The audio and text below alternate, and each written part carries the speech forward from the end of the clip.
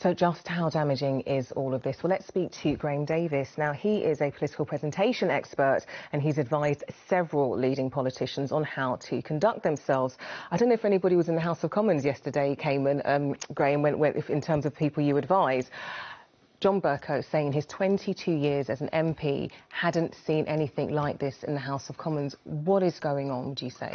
Well, people use this word toxic, which I think isn't a clear enough word in itself.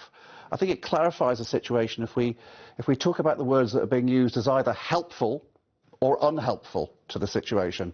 And they cross that borderline into being unhelpful if the reaction they provoke is one of anger as opposed to one of logic, if they shut down the debate as opposed to stimulating it. And if you choose the wrong words and say them with the wrong tone and the wrong body language, they don't calm the fire of resentment, they actually spray napalm on it. So give us examples of that from what you saw last night. Well, of course, the two words that I think who've received the most focus of the use by the Prime Minister of the phrase either humbug or indeed the surrender bill. And I think I can use a footballing analogy here. You should play the ball rather than the man or the woman.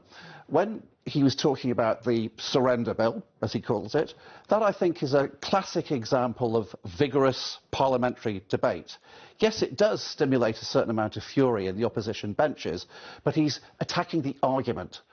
When he just used that phrase, the rather dismissive phrase of humbug, responding to something that Paul the Sheriff said, it both personalised and trivialised what she was saying, and quite naturally her reaction was one of anger rather than logical thought. If I was politely advising Boris, I would suggest to him that he should be very careful about what he says, because that sort of language might work in the Oxford Union, but it doesn't work in the rest of the world. As a Prime Minister, your words are under scrutiny at all times, so he's got to not shoot them off like a scatter shotgun.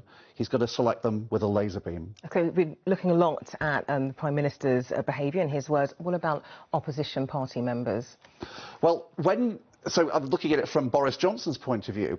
When he's hearing the word liar being shouted at him by several members of the opposition benches, again, it's very difficult for him to respond with his brain rather than his heart.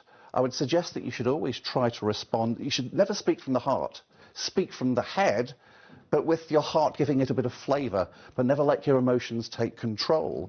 It's very difficult to do a presentational handbrake, which is to pause for a few seconds, take a deep breath, and then make sure that you're choosing your words carefully when someone's shouting essentially an insult at you. This is just so fascinating. I've never known a time like this. Graham Davis, really good for your reaction and your insight into all of this. Thank you.